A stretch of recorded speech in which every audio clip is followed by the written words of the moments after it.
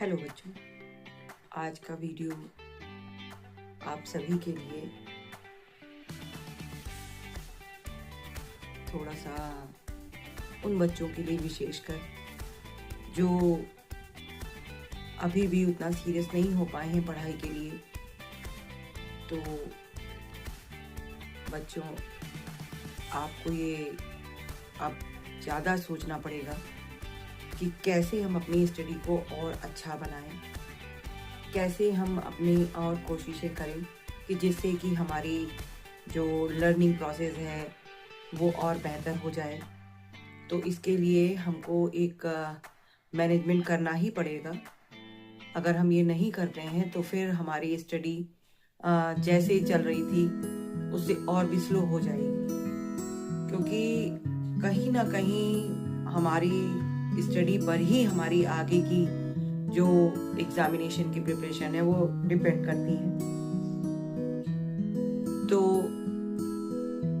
जब भी हम पढ़ने बैठते हैं या जो भी हमने अपना स्टडी मटेरियल कर रखा है उनमें थोड़ा सा अगर हम बदलाव कर लेते हैं तो हमारा इंटरेस्ट अपने आप उस टॉपिक पे या उस सब्जेक्ट पे बनने लगता है। वैसे कुछ विषय ऐसे आपके होते ही हैं कि जो आपको बहुत इंटरेस्टिंग लगते हैं, उनके लिए आप हर समय अवेलेबल भी रहते हैं, आप कर लेते हैं। सेम जैसे कुछ एक्टिविटी आपको बहुत अच्छी लगती हैं तो उनको आप बार बार करना पसंद करते हैं, और जो एक्टिविटीज़ आपको अच्छी नहीं लगती हैं उसके लिए आपको अगर कोई फोर्स करता है तभी आप उसमें इन्वॉल्व होते हैं। तो ठीक वैसे ही आपके बाकी के सब्जेक्ट्स भी हैं। कुछ आपके ऐसे सब्जेक्ट हैं जिनमें आपको पढ़ने में ज़्यादा इंटरेस्ट आता है, कुछ सब्जेक्ट्स ऐसे हैं जिनको पढ़ने में इंटरेस्ट बिल्कुल नहीं आता है, लेकिन वो आपके सिलेबस के हैं तो फिर आपको उनको पढ़ना ही होगा। तो इसके लिए बेटा मैं आपको एक सॉल्यूशन बताऊंगी कि आप जो है बेसिकली आप ऐसा करो कि जो इंटरेस्टिंग सब्जेक्ट है उनको आप शेड्यूल में सबसे पहले रख लो, जिससे कि आपका स्टडी में एक इंटरेस्ट बन जाए। फिर जब आप उस टॉपिक को क्लियर कर लो तो उसके बाद एक ऐसा सब्जेक्ट जिसको पढ़ने में आपको थोड़ी डिफिकल्टीज होती हैं, ठीक है, उसको आपने लगा लिया, उसको आपने स्टडी किया, फिर वापस से आपने कोई इंटरेस्टिंग सब्जेक्ट जो आपको अच्छा लगता है वो कर लिया। तो इस तरह से अगर आप अपना शेड्यूल रखते हैं तो कहीं ना कहीं आपको पढ़ने में मदद मिलेगी, और जो आपका इंटरेस्ट बाकी सब्जेक्ट्स में कम ज्यादा हो रहा था उसकी भी आपकी ट्यूनिंग बन जाएगी। इस तरह से करने से आप जो है अपनी स्टडी में इंटरेस्ट भी जगा पाएंगे और सभी सब्जेक्ट्स को प्रॉपर टाइम भी दे पाएंगे, जो कि आपको देना ही है, ठीक है।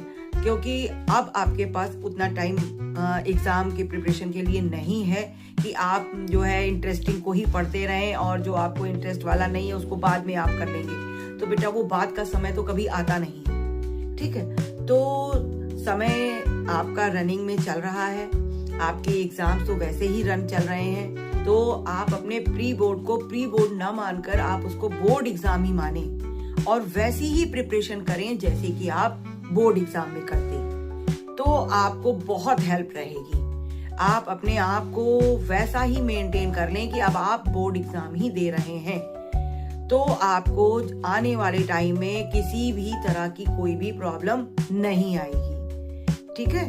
तो आज के लिए बस इतना ही कि आप अपना शेड्यूल चेक कर लें, एक टाइम टेबल सेट कर लें जिसके अकॉर्डिंग आप अपनी स्टडी करें। आप ऐसा ना करें कि एक सब्जेक्ट जो आपको बहुत पसंद था उसको आपने बहुत ज़्यादा टाइम दे दिया, और जो सब्जेक्ट आपका भले ही वो डिफिकल्ट या इजी जैसा भी है आपने उसको बिल्कुल भी टाइम नहीं दिया, तो फिर एग्जाम के टाइम पे आपको बहुत प्रॉब्लम फेस करनी पड़ जाएगी, ठीक है। तो हर सब्जेक्ट को 19-20 हो सकता है, लेकिन आपको सभी सब्जेक्ट को प्रॉपर टाइम तो देना ही चाहिए, ठीक है। तो फिर आज के लिए बस इतना ही।